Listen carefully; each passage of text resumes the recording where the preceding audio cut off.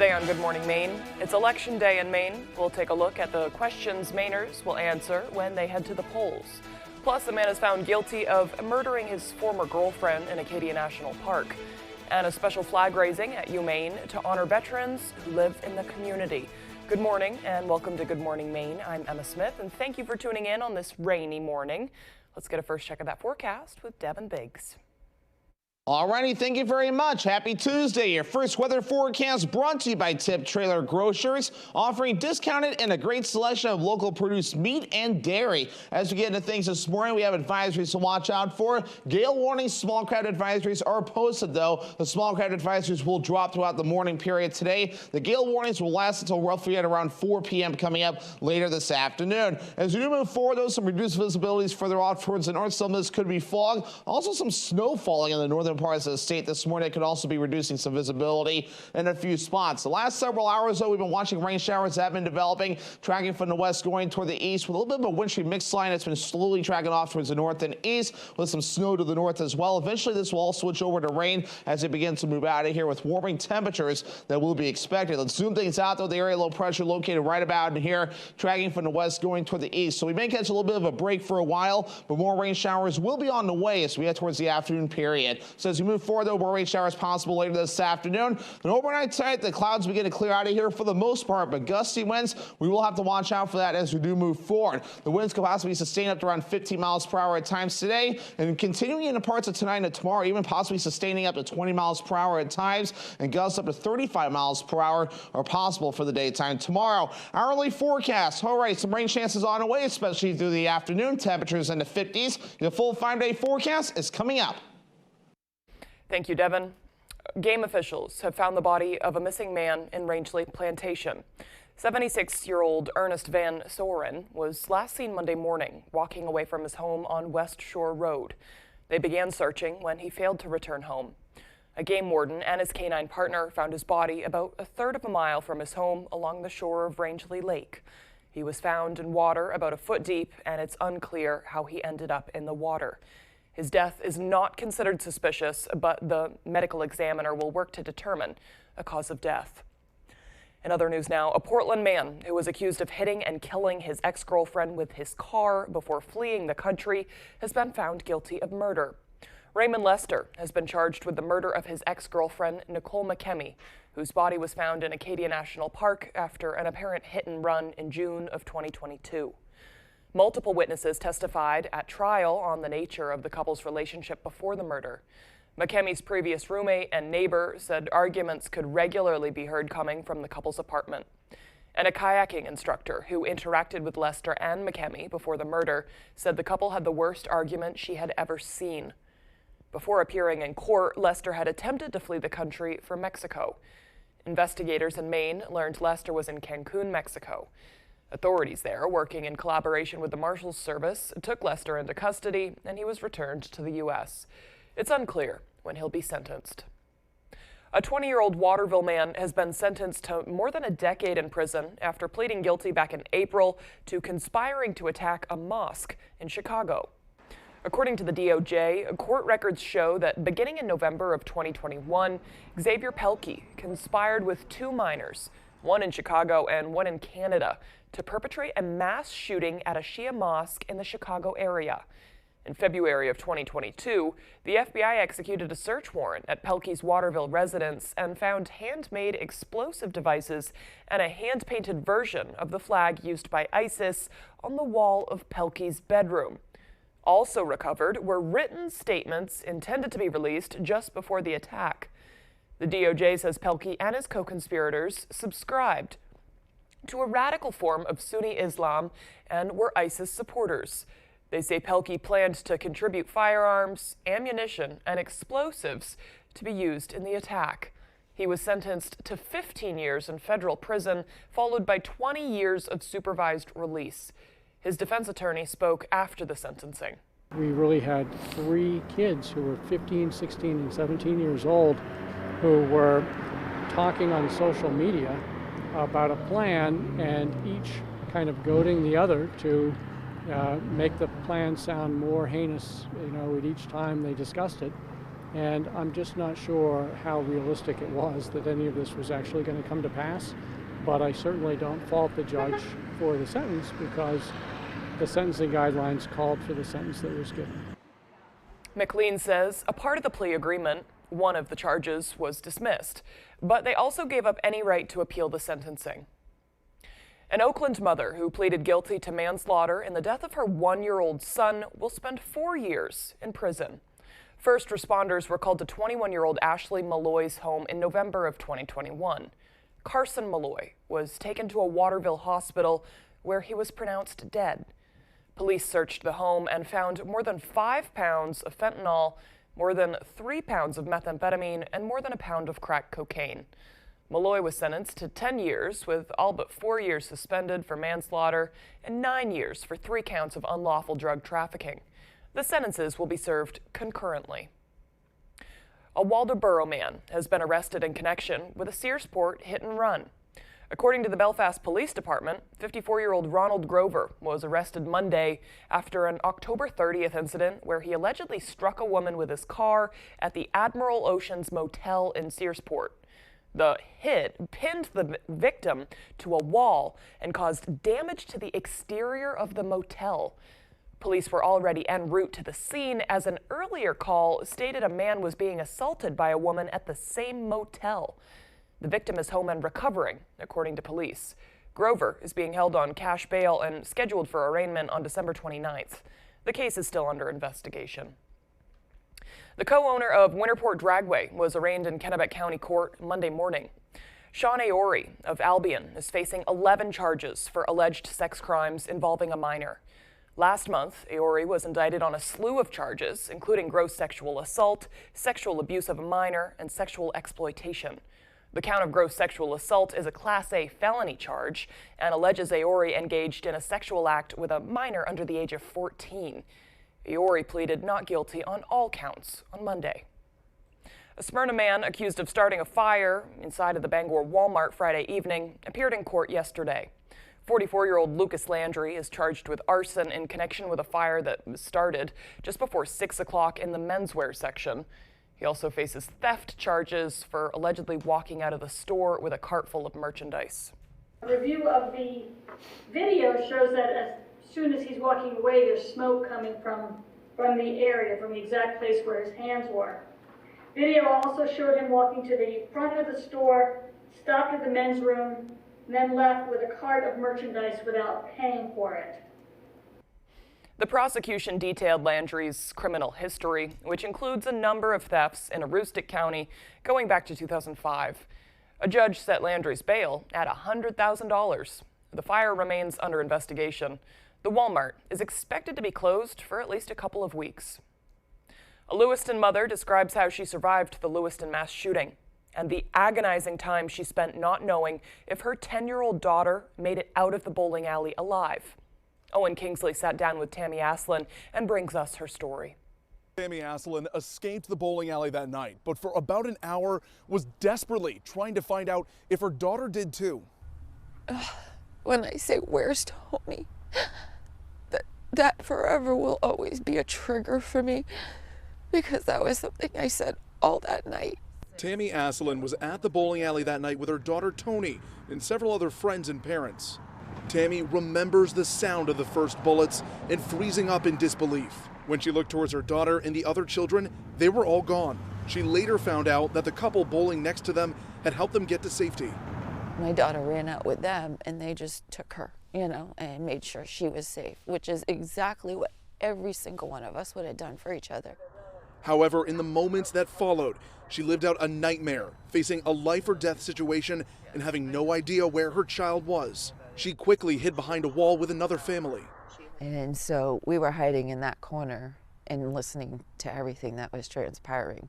Once police arrived on scene, Tammy began pleading with them to help find her daughter. About an hour later, Tammy's father and Tony's grandfather, Fern, called her. "She's safe, she's safe, she's safe." And then I'm like, what? Who's safe? And he's like, Tony just called me. The most sad thing is, she had to say, "I'm not dead, Pepe." Tammy's cousin, Trisha Aslin, died that night. She worked at the bowling alley. Tammy says she was close with her cousin and sad she didn't see her that night. So it saddened me that I didn't get a chance to talk to her that night, because we always talked, you know. Growing up with her at family gatherings, Tammy says Trisha was always positive and competitive in every game, calling her the fun one. She always managed to keep the positive in front of her, and that she always made sure to always live and laugh. The Uvalde Foundation for Kids, a national nonprofit formed after last year's mass shooting in Uvalde, Texas, recognized 5 Mainers for their bravery in those Lewiston shootings, including Trisha Aslin, who tried to call 911 before she died. An unimaginable situation. Okay, well, Maine's 2 U.S. senators are asking the U.S. Army Inspector General to provide a full accounting of interactions with Robert Card before he killed 18 people at a bowling alley and bar in Lewiston. Senator Susan Collins and Angus King told Lieutenant General Donna Martin in a letter on Monday that it's important to understand, quote, what occurred or failed to occur at the federal level, including the Army. The senators posed several questions, including under what circumstances the Army reports personnel to the National Instant Criminal Background Check System. Fellow soldiers expressed concerns about Robert Card's mental health before the October 25th shootings. An Army spokesperson confirmed that the letter was received and that the Inspector General will, quote, work towards getting a response. All right, the time now is 6:11. Coming up next on Good Morning Maine, we'll break down the referendum questions and some of the local races on this election day. But before we go, let's take another quick look at that forecast. Cloudy today with wind, rain, and fog. Kind of a mess out there today. High of 55 degrees. Not too cold though. Dropping down to 28 tonight. Those clouds will hold on. That breeze will hold on into tomorrow, where it's looking a little bit nicer, but a little chillier. Partly cloudy, windy. High of 41 degrees. Join us every Friday this season as we celebrate the return to the gridiron with the most highlights, reaction, and analysis of your favorite teams. Catch Sports Blitz Friday at 11 on ABC7. Sports Blitz brought to you by Coastal Auto Parts, your local Napa Auto Parts dealer with 29 locations, owned and operated by a Maine family that cares. And by Dorsey Furniture, Route 1A Holdings, where you'll find furniture that's in stock and ready for delivery. I got rear-ended at a stoplight, and the insurance company tried to give me this tiny little check. Don't take a tiny check from the insurance company. I called the twos, and Lowry and Associates got me $300,000. Call the twos. We win for you.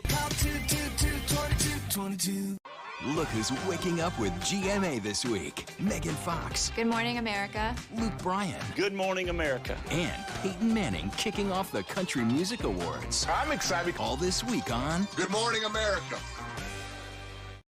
Hi, Eastern Maine. Watch Person, Place, or Thing right here on ABC 7, weekdays starting at 10 a.m. You discovered text messages that are proof that he was cheating on you. That's a lie. You say, let me rub your thighs again. As a massage therapist, it's my job. Can I approach the bench? For what? I was going to demonstrate, like, my massages. You gotta be joking. Hot Bench. Tuesday at 3 on ABC7.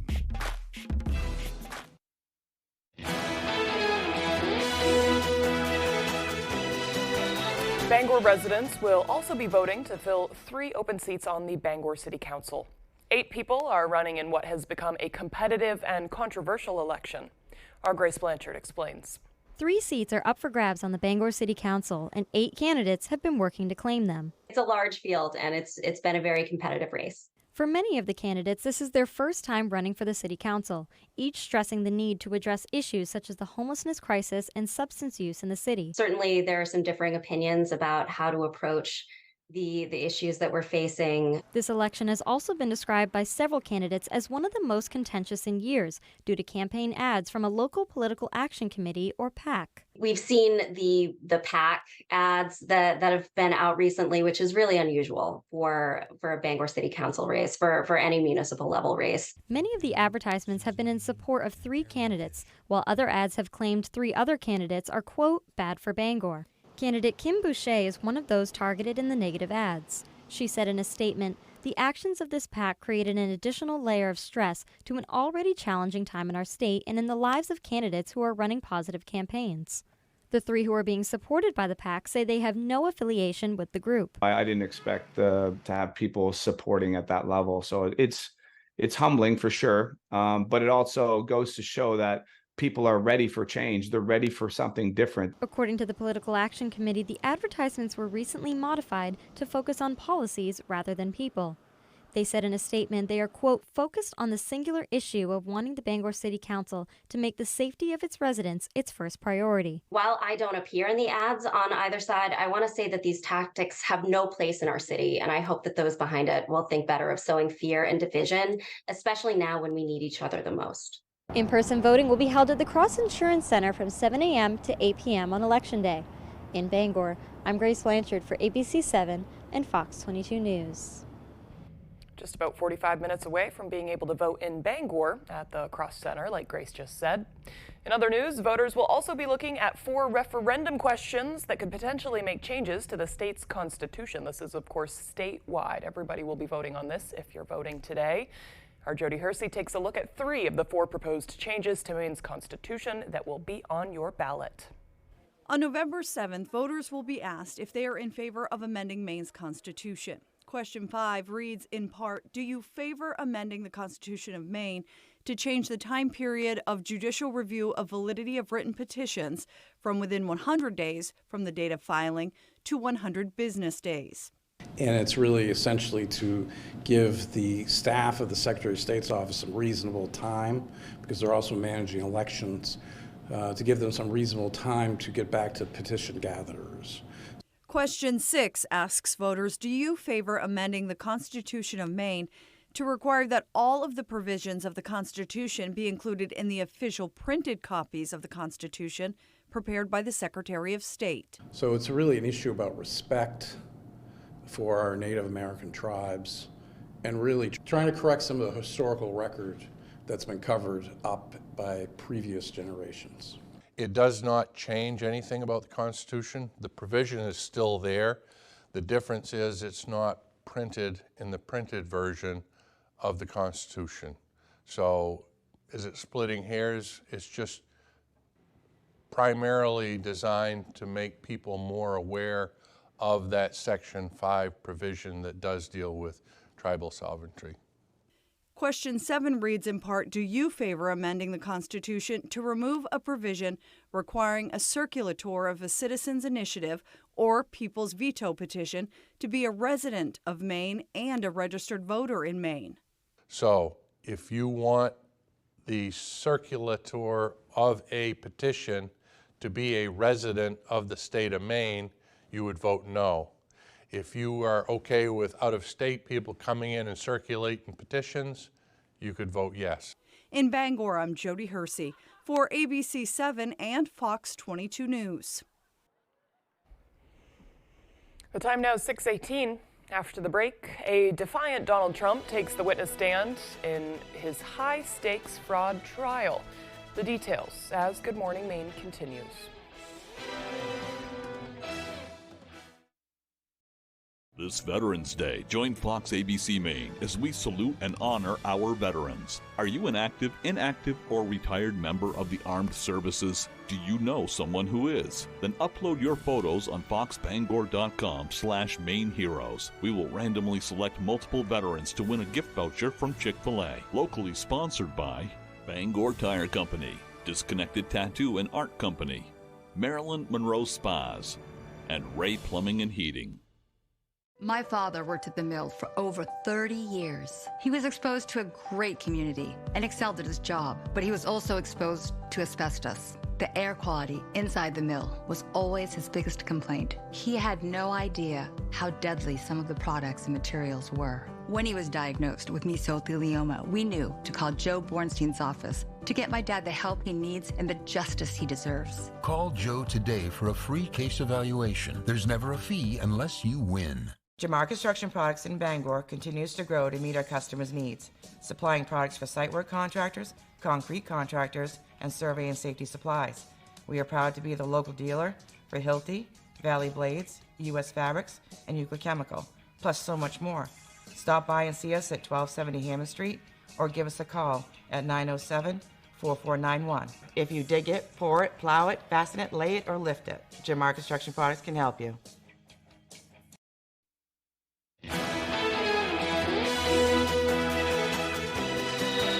Welcome back to Good Morning Maine. I'm Emma Smith.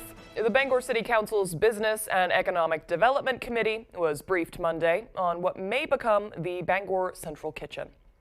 Economic developer Caroline Paris presented a draft market analysis and financial plan to the committee via Zoom. According to the Bangor City Council information, the Central Kitchen project is slated to open on Cleveland Street in Bangor in a building on the former Dow Air Force Base. The kitchen project aims to support local small businesses in the food industry and give them a space to grow. It's really exciting. It's actually something that's been in the works for quite a while, and stuff has taken longer time sometimes figuring out funding, but this packet and the presentation we got tonight is just super exciting as far as all of the different ways that we can look at what our consumers will be and the need in the area. Next steps for the development of the kitchen include grant applications to secure the roughly $3.5 million needed for renovations. Okay, the time now is 6:21. It's time to get another look at that forecast. I know it was pouring when I came in this morning, but it may just kind of shower throughout the day. So let's get that forecast with Devin Biggs.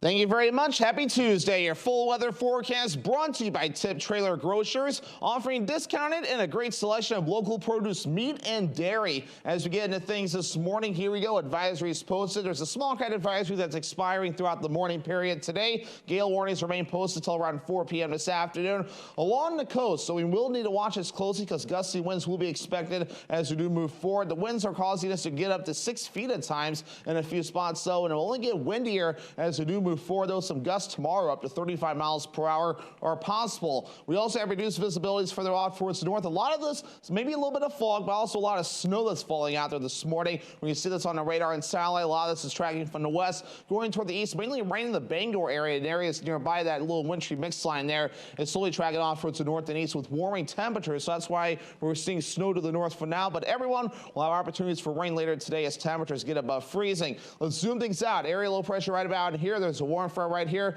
pushing in some warmer air, and that's why we're going to be switching over to rain throughout the daytime period today. So any snow that falls will not be lasting long. So futurecast moving forward, though, again, rain showers will be expected again this afternoon for us. As we push this area low pressure through, we'll be done with the rain, but also windy as we head towards tonight and tomorrow with gusty winds tomorrow, possibly reaching up to around 35 miles per hour at times with a mixture of clouds and sunshine expected. We'll get the clouds out of here as we head towards Wednesday night or later on Wednesday night and parts of Thursday, but notice some more clouds on the way as we do head towards early Thursday morning as well. So otherwise, though, let's talk about a little bit of rainfall here. And of course, it kind of takes into account any snowfall that might take place too. This is all measured in rainfall units. Maybe another half an inch of water before we're all finished up further off towards the north. But to the south, though, not a whole lot, maybe a quarter of an inch or less before we're all finished up there.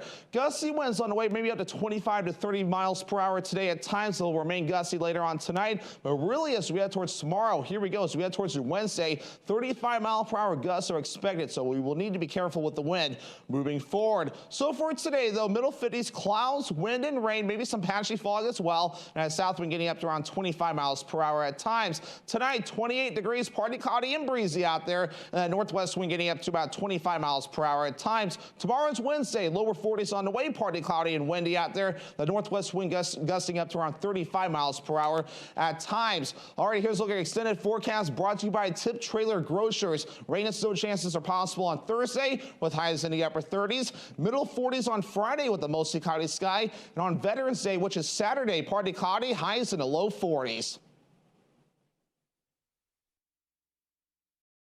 Celebrate Maine artisans, sampling and shopping the very best of Maine products at the Maine Harvest Festival, Cross Insurance Center, Bangor, November 18th and 19th. Presented by the Maine Potato Board, MaineHarvestFestival.com.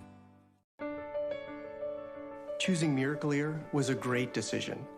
Like when I decided to host family movie nights. Miracle Ear made it easy. I just booked an appointment and a certified hearing care professional evaluated my hearing loss and helped me find the right device calibrated to my unique hearing needs. Now I enjoy every moment. The quiet ones and the loud ones. Make a sound decision. Call now and book your free hearing evaluation. There's too much uncertainty around Pine Tree Power. It's a mystery bag that will cost Mainers billions. It will mean tremendous uncertainty for workers, say Maine's labor leaders. Business leaders say it will mean higher rates with no guarantee of better service. And Governor Mills says, let's not gamble with our future. Vote no on question 3. Please join leading Maine voices and vote no on 3. It's a bad idea for Maine. Commercial vehicles can be dangerous, and they usually carry big insurance policies. So whether you're hurt by a landscaping truck like this, a work van like this, or a big rig like this, we know commercial vehicle accidents, and we know how to get you the big money you may deserve. If any commercial vehicle hurts you, call the 2s.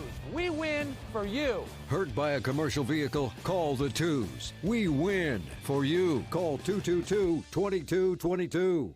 The very best in Maine-made products, prepared and displayed just for you at the Maine Harvest Festival, Cross Insurance Center, Bangor, November 18th and 19th. Presented by the Maine Potato Board. MaineHarvestFestival.com. You're watching ABC 7 Bangor.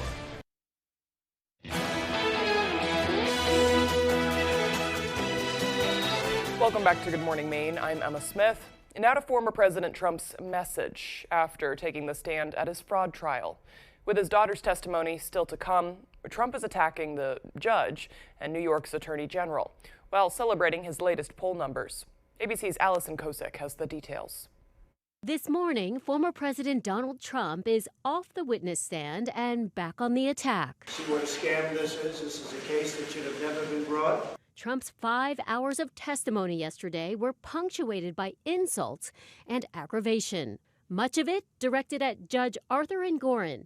He always rules against me, Trump said. This is a very unfair trial. The judge threatened to throw Trump out of court, yelling to his attorney, "Can you control your client? This is not a political rally. I beseech you to control him. If you can't, I will." Judge Engoron has already determined Trump defrauded banks by overvaluing his assets and inflating his net worth to get better rates on bank loans and insurance. On the stand, Trump conceded he knew what was in his financial statements, but largely deflected blame to deputies and accountants, saying, "I have people. I pay them a lot of money. I assume they keep good records." Trump also claimed that when factoring in the Trump brand, his net worth is more than what's on paper. Because it's a scam, and this is a case that should have never been brought, and it's a case that now should be dismissed.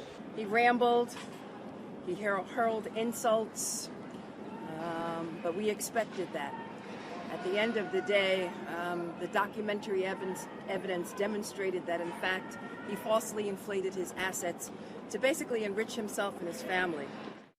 As for the fraud case against President Trump, there is no jury. The judge will decide whether to ban Trump from doing business in New York and whether to fine him hundreds of millions of dollars. Trump's daughter, Ivanka, testifies tomorrow. Allison Kosick, ABC News, New York. Israel says at one point on Monday, approximately 30 launches were identified from Lebanon towards northern Israel. Troops are responding with artillery fire towards the origin of those launches. Israeli forces are expected to enter Gaza City at any time as it continues to reject U.S. calls for a pause in fighting to facilitate hostage release and humanitarian aid. Fox News senior correspondent Mike Tobin is in southern Israel with the latest.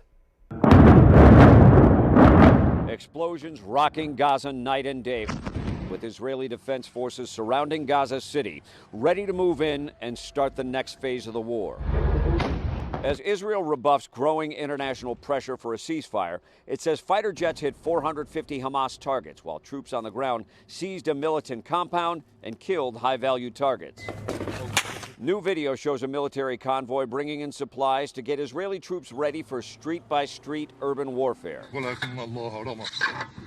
As Iran-backed Hezbollah, supporting Hamas, continues to shell northern Israel, the prime minister called the groups the new axis of evil. What we see is a broader battle between civilization and barbarism. This is not a local battle. This is a global battle. The paramount need is to defeat this axis. Following stops in Israel, Jordan, Cyprus, and Iraq, The U.S. Secretary of State wrapped up his shuttle diplomacy trip in Turkey, where prior to his visit, pro-Palestinian crowds tried to storm an airbase that houses U.S. troops. We've also had very important conversations throughout this trip with countries in the region on the role that everyone can play in making sure that the conflict doesn't expand, doesn't spread to other countries. Israel continues to deny claims it's targeting civilians and says it reopened an evacuation route for people to get out of northern Gaza. Israel says Hamas has been blocking the corridor. Hamas blames Israel. Israel says we warned you to head down south, and despite that, they conducted airstrikes on women and children on the street while they were heading down. Attacks on U.S. forces in the region are increasing. The Pentagon says there were 8 new attacks over the weekends. The injuries to U.S. personnel were minor or traumatic brain injuries, but 45 new cases were reported. In southern Israel, Mike Tobin, Fox News. The nation's highest court will be hearing a closely watched gun rights case today. At issue is whether some people accused of domestic violence should be barred from owning a gun.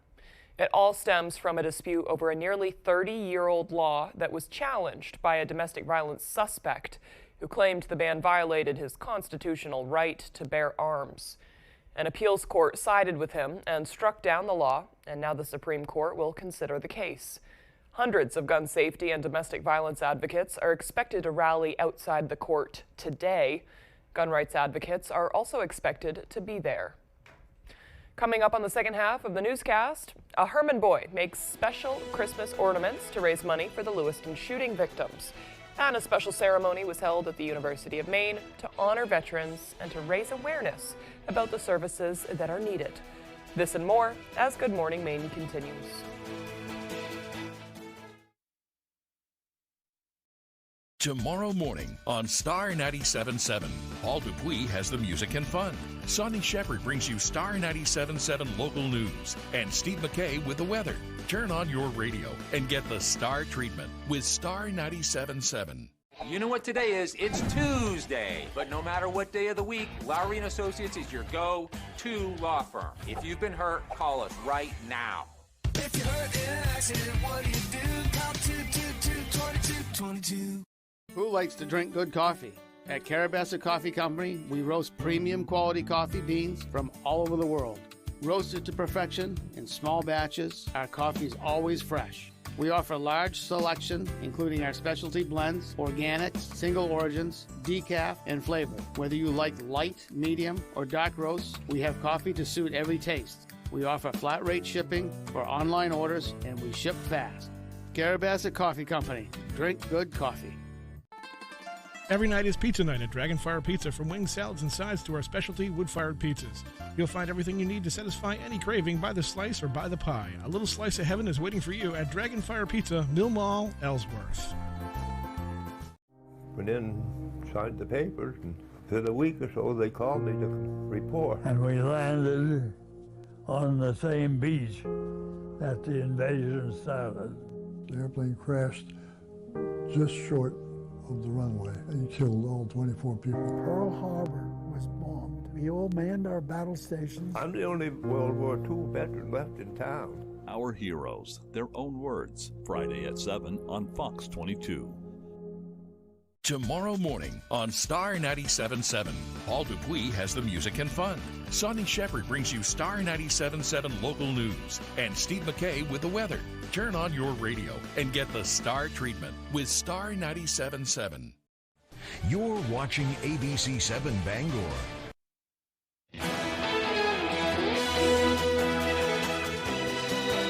Welcome back to Good Morning Maine. I'm Emma Smith, and today is Tuesday, November 7th, 2023. Today is, of course, Election Day. I know polls in Bangor open in about 26 minutes, so people will be available to go there then. But Americans first began the custom of voting on a weekday in 1845, so this has been something we've been doing for a while. This was when Congress passed down a federal law designating the first Tuesday following the first Monday in November as Election Day. Before then, states were allowed to hold elections anytime they pleased within a 34-day period before the first Wednesday in December. But of course, the system had crucial flaws, as knowing the early voting results could affect voter turnout and sway opinion in states that held late elections. But the question remains, why a Tuesday in November, though? This answer stems from the agrarian makeup of 19th century America. In the 1800s, most people worked as farmers and lived far away from their polling places. Since people had to travel at least a day to vote, oftentimes lawmakers had to allow for a 2-day window for Election Day. Weekends were impractical since most people spent Sunday in church, and Wednesday was for market days for farmers. So November worked well for farmers because it was after the harvest and before the harsh winter weather, and Tuesday was the first day of the week it was convenient, and it stuck to this day. Okay, and of course, unless you vote, if you vote early. So you can vote whenever then. Okay, now for some history, moving on from that. On this day in 1837, abolitionist newspaper editor Elijah P. Lovejoy was murdered by a mob in Alton, Illinois, while defending his press building. He was an advocate for the end of slavery, of course, as he was an abolitionist in the United States, and also free speech and freedom of the press. He's somebody that you learn about if you go to journalism school. In 1874, the country saw the first cartoon depicting an elephant as the Republican Party symbol on this day, which was drawn by Thomas Nast. And in 1913, a storm in the Great Lakes called the White Hurricane began with 90-mile-per-hour winds and 35-foot waves, sinking 19 ships, stranding 19 more, and killing over 250 people. I have to wonder, too, I'm not sure about this one, but I wonder if that was mostly Lake Superior. I know Lake Superior gets a lot of the flack there for being a huge, one of the biggest, is it the biggest lake? It may be the biggest lake ever. Or no, not ever, but in the United States. I gotta Google that one. It's not ever. Okay, but moving on. In 1944, Franklin D. Roosevelt defeated Thomas E. Dewey and was elected to an unprecedented 4th term as President of the United States. And in 1989, American politician Douglas Wilder was elected governor of Virginia, becoming the first African American to win a U.S. gubernatorial election. Not that long ago at all. For birthdays today, we have iconic Canadian-American singer-songwriter Joni Mitchell. She is 80 today. New Zealand singer and songwriter Lorde is 27. And American actor and comedian Adam Devine is 40 today. I love them all. It's a good day for some Joni Mitchell. It's definitely the vibes outside, kind of rainy, kind of gloomy. Put some Joni Mitchell on. Okay, let's throw it over to Devin Biggs on that note for that full forecast. Alrighty, thank you very much. Happy Tuesday. Your first weather forecast brought to you by Tip Trailer Grocers, offering discounted and a great selection of local produced meat and dairy. As we get into things this morning, we have advisories to watch out for. Gale warnings, small craft advisories are posted, though. The small craft advisories will drop throughout the morning period today. The gale warnings will last until roughly at around 4 p.m. coming up later this afternoon. As we move forward, though, some reduced visibilities further off towards the north. Some of this could be fog. Also, some snow falling in the northern parts of the state this morning. It could also be reducing some visibility in a few spots. The last several hours, though, we've been watching rain showers that have been developing, tracking from the west going toward the east with a little bit of a wintry mixed line that's been slowly tracking off towards the north and east with some snow to the north as well. Eventually, this will all switch over to rain as it begins to move out of here with warming temperatures that will be expected. Let's zoom things out, though. The area low pressure located right about in here, tracking from the west going toward the east. So we may catch a little bit of a break for a while, but more rain showers will be on the way as we head towards the afternoon period. So as we move forward, though, more rain showers possible later this afternoon. Then overnight tonight, the clouds begin to clear out of here for the most part, but gusty winds, we will have to watch out for that as we do move forward. The winds could possibly sustain up to around 15 miles per hour at times today, and continuing into parts of tonight and tomorrow, even possibly sustaining up to 20 miles per hour at times, and gusts up to 35 miles per hour are possible for the daytime tomorrow. Hourly forecast. All right, some rain chances on the way, especially through the afternoon. Temperatures in the 50s. The full 5-day forecast is coming up. Thank you, Devin. Okay, so our production crew Googled it for me. Lake Superior is the biggest lake in the world by surface area. So, you know, as it goes like this, not depth. And I knew that only because I knew about Lake Baikal. I'm a Lake Baikal fan in Siberia, and that's like one of the deepest lakes ever. Google it. Cool lake facts. Love them. Okay, moving on. We got something. Let me scroll. I'm scrolling. Okay. A Herman 7th grader spent the last week raising funds for the victims of the Lewiston shootings and the city's youth bowling league. 12-year-old Colby Herigel, excuse me, I think I botched the name a little bit, is in the youth bowling league at Family Fun Bowling Lanes in Bangor. He and his mom came up with the idea of creating bowling pin Christmas ornaments and selling them for $5 each, with all the proceeds going to those in Lewiston. She helps with engraving them and cutting them out, and I do the painting of them. Our goal was 100 to sell them, and the first night selling them, we brought 44 in and sold out in just over an hour. The Heragels, along with the help of Family Fun Bowling Lane's owner, Angela Musi, sold 450 ornaments. Together, they raised over $1,000 for the Lewiston Youth Bowling League and the victims of the Lewiston shootings. That's very creative and a great cause, too. It's needed. Okay, still to come here this morning, Tyler Cruz will have the latest with sports. Don't go away.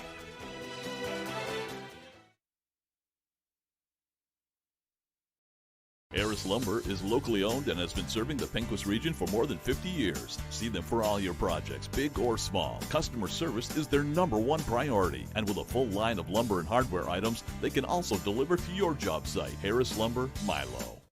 R&K Variety is more than just a convenience store. With delicious homemade food made fresh daily. We offer hearty meals that don't break the bank. Whether it be our delicious chicken pot pie, one of our many savory soups, or a pizza, you can't go wrong at R&K Variety. Looking for a drink after a long workday? R&K Variety is an agency liquor store with an impressive selection. R&K Variety, more than just a convenience store. We're your neighbor, chef, barista, and friend. Stop by today.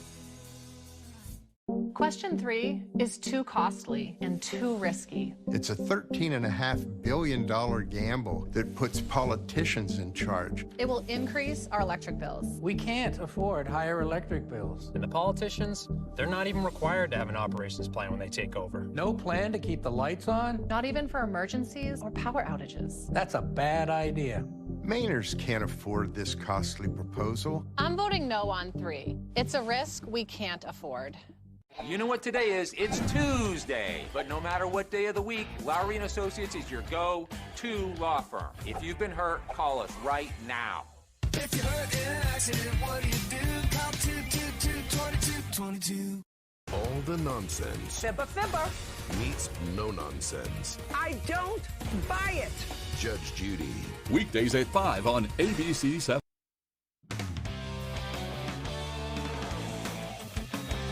Welcome back in, everyone. Thank you for staying with us. Let's start with some soccer here. Maine women's soccer on Sunday capturing their first ever America East Championship. The Black Bears beat fourth-ranked UMass Lowell 3-2 in overtime in that championship game. Maine's Lara Kirkby was the one cashing in on the game-winning goal in the second overtime period. The Black Bears on Monday watching their name come up on the NCAA's selection show. They'll go to Harvard for that first-round game to take on the Crimson. For Kirkby, it was the junior out of Australia's second goal of the contest. Her first came on this PK right here. Just her fourth of the season. She says she's still riding that adrenaline rush, and first thing she did was call her folks back home in Australia, where it was, pretty late or early. Went home and I called my mum and I was just like, oh my gosh, like surreal moment. She was crying in Australia at 2 a.m. But yeah, I think that kind of was the first moment I was like, oh, this is real. And even today, like talking to some people, I was like, still feels completely like surreal to me. But yeah, I'm slowly starting to calm down because I obviously want to recenter for the game. The Black Bears will play Harvard at 5 p.m. on Saturday. The whole team watched intently in the Alphon Lounge. They had to wait for 38 other teams to have their opponents and locations announced before finally hearing their name, kind of adding to that excitement. The emotions and excitement definitely hit, and when they did, they are confident they can go down there and put up a fight. It was pretty nerve-wracking. Yeah, like I said, like they were going through pretty quick. But yeah, it's definitely a sigh of relief to see us pop up, and I think a lot of us expected to go against Harvard, so I think it's going to be a good matchup. All right, looking forward to that. Wishing them luck. Let's stay with the University of Maine now. We'll talk some hockey. A big weekend for the Black Bears. Men's hockey went down to Merrimack, came away with a sweep. And in doing so, Maine moving up in the U.S. College Hockey Online poll and the USA Hockey poll. The Black Bears are now the 13th ranked college hockey team in America. Newcomer Bradley Nadeau was huge in their wins this weekend. He scored 3 goals and added an assist, so a 4-point weekend for the freshman first-round pick, including the game-winning goal in the third period of Maine's 2-1 win Friday. His 3-point game Saturday, that's his second 3-point game of the season. And another big weekend upcoming for the Black Bears. They are back home, first time since opening weekend in the Alphon, hosting Boston College, top-ranked team in the country.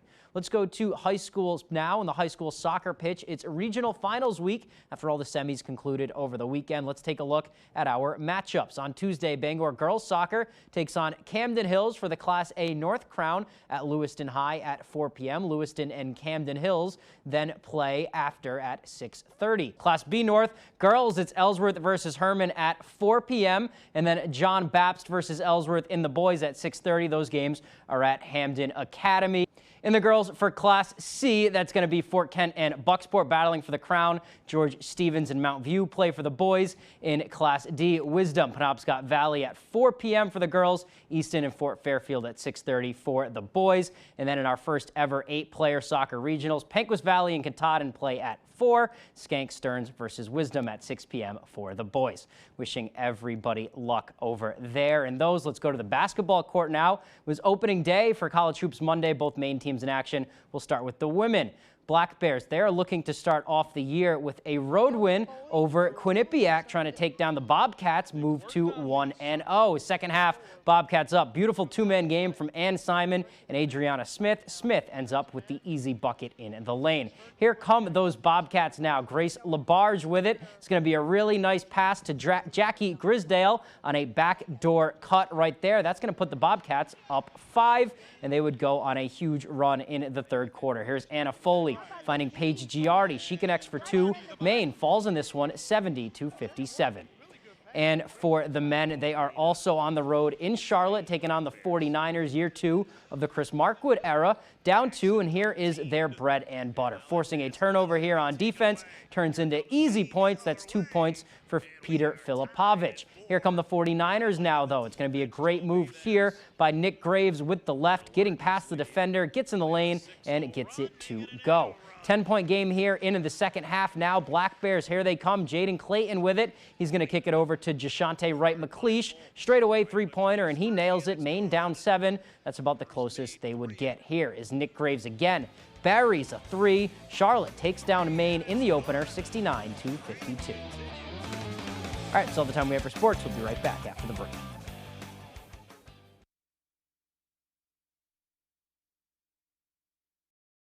Do you want to improve or upgrade your home? Well, At Home Furniture, Appliance, and Bedding in Lincoln and Dover Foxcroft has got you covered. We pride ourselves in the relationships we build with every customer, from commercial businesses to homeowners. We have some of the best prices on the best brands of appliances, furniture, and mattresses, and we even offer full kitchen and bath remodels with a designer and installers on staff. So stop in today and check us out at one of our locations and see what we can do to make you feel at home. When the acres add up, so does the work. The Kubota LO2 series is ready for it. Part of the #1 rated tractor brand for durability and owner experience, it features powerful, dependable Kubota diesel engines, performance-matched attachments, and the versatility to get the job done right. Available at Doors Equipment, 1468 Outer Hammond Street, Bangor. My father started a roofing company in the 1970s. Back when asbestos was still commonly used in Maine. When George was diagnosed with mesothelioma, we knew there wasn't a cure yet, but we knew he needed help. We called Joe Bornstein's office because this family means business. Their team is handling everything, representing Mainers who were victims of asbestos exposure. We highly recommend the law offices of Joe Bornstein. Call Joe today for a free case evaluation. There's never a fee unless you win.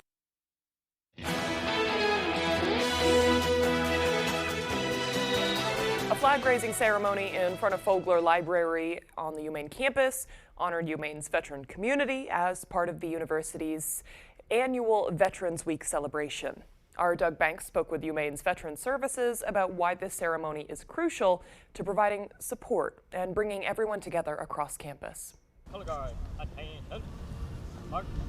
UMaine's Veterans Week begins by hoisting the colors. Our office organizes it. It's a Veterans Education Transition Services. We basically do all the programming, all the certifying for JAB bill benefits for veterans and dependents who use their JAB bill here at the University of Maine. Here on campus, the ROTC departments for the Navy and the Army, we like to contribute in any way we can, helping out with events here on campus. As the ceremony comes to a close, Forward. March. A barbecue at the MLK Plaza helps bring UMaine's Navy and Light Blues to the same table with the greens of a military uniform. An appreciation of students and teachers who were involved in the military. There are over 300 veterans associated here at the University of Maine, and this week's events not only honors them, but supports those who served well after Veterans Day passes. It's good to recognize the veterans and maybe kind of demystify some of the stigma that comes along with being a veteran or associated with veterans. For additional information about UMaine's Veterans Week and their services, visit foxbangor.com. It's important for us as a veteran center to make sure that they have a place to go where they can connect with the community. In Orono, Doug Banks, ABC 7 and Fox 22 News. All sorts of events going on there this weekend, or excuse me, this whole week. Okay, now let's check in one final time with meteorologist Evan Biggs for that full weather forecast. Thank you very much. Happy Tuesday. Your full weather forecast brought to you by Tip Trailer Grocers, offering discounted and a great selection of local produce, meat, and dairy. As we get into things this morning, here we go. Advisories posted. There's a small cat advisory that's expiring throughout the morning period today. Gale warnings remain posted till around 4 p.m. this afternoon along the coast. So we will need to watch this closely because gusty winds will be expected as we do move forward. The winds are causing us to get up to 6 feet at times in a few spots, though, and it'll only get windier as we do move forward, though. Some gusts tomorrow up to 35 miles per hour are possible. We also have reduced visibilities further out towards the north. A lot of this is maybe a little bit of fog, but also a lot of snow that's falling out there this morning. We can see this on the radar in satellite. A lot of this is tracking from the west, going toward the east, mainly rain in the Bangor area and areas nearby that little wintry mix line there. It's slowly tracking off towards the north and east with warming temperatures. So that's why we're seeing snow to the north for now. But everyone will have opportunities for rain later today as temperatures get above freezing. Let's zoom things out. Area low pressure right about here. There's a warm front right here pushing in some warmer air, and that's why we're going to be switching over to rain throughout the daytime period today. So any snow that falls will not be lasting long. So futurecast moving forward, though, again, rain showers will be expected again this afternoon for us. As we push this area low pressure through, we'll be done with the rain, but also windy as we head towards tonight and tomorrow with gusty winds tomorrow, possibly reaching up to around 35 miles per hour at times with a mixture of clouds and sunshine expected. We'll get the clouds out of here as we head towards Wednesday night or later on Wednesday night into parts of Thursday, but notice some more clouds on the way as you do head towards early Thursday morning as well. So otherwise, though, let's talk about a little bit of rainfall here. And of course, it kind of takes into account any snowfall that might take place too. This is all measured in rainfall units. Maybe another half an inch of water before we're all finished up further off towards the north. But to the south, though, not a whole lot, maybe a quarter of an inch or less before we're all finished up there. Gusty winds on the way, maybe up to 25 to 30 miles per hour today at times. They'll remain gusty later on tonight. But really, as we head towards tomorrow, here we go. As we head towards Wednesday, 35 mile per hour gusts are expected, so we will need to be careful with the wind moving forward. So for today, though, middle 50s, clouds, wind, and rain, maybe some patchy fog as well, and a south wind getting up to around 25 miles per hour at times. Tonight, 28 degrees, partly cloudy and breezy out there, and a northwest wind getting up to about 25 miles per hour at times. Tomorrow's Wednesday, lower 40s on the way, partly cloudy and windy out there. The northwest wind gusting up to around 35 miles per hour at times. All right, here's a look at extended forecast brought to you by Tip Trailer Grocers. Rain and snow chances are possible on Thursday with highs in the upper 30s, middle 40s on Friday with a mostly cloudy sky, and on Veterans Day, which is Saturday, partly cloudy, highs in the low 40s.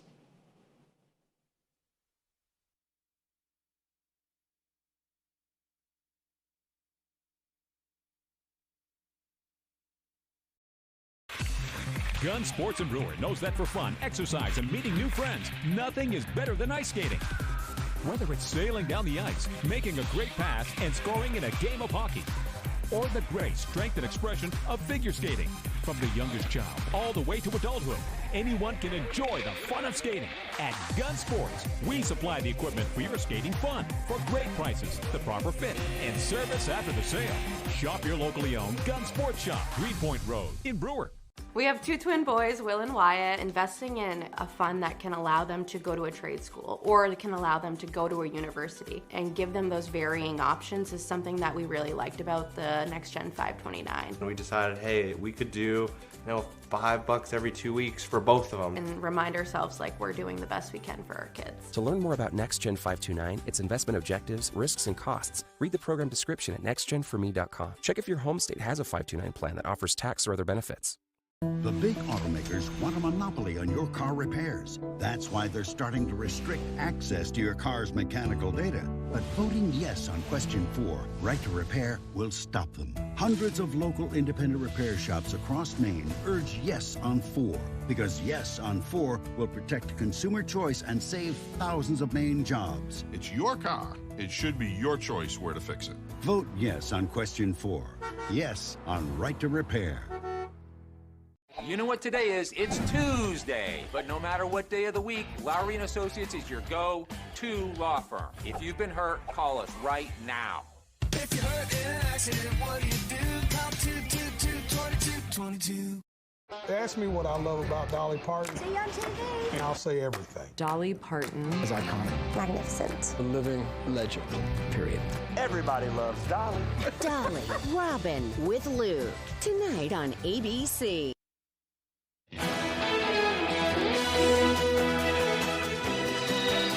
Maine author Tess Gerritsen is shining a light on retirees in her latest novel, The Spy Coast. 70-year-old Gerritsen of Camden is a doctor turned author. She's written 32 books in 36 years. Her latest, called The Spy Coast, was released this month. She stopped by Books A Million in Bangor this weekend to talk about it. And I thought, well, what happens if you were a retired spy and you had all this experience?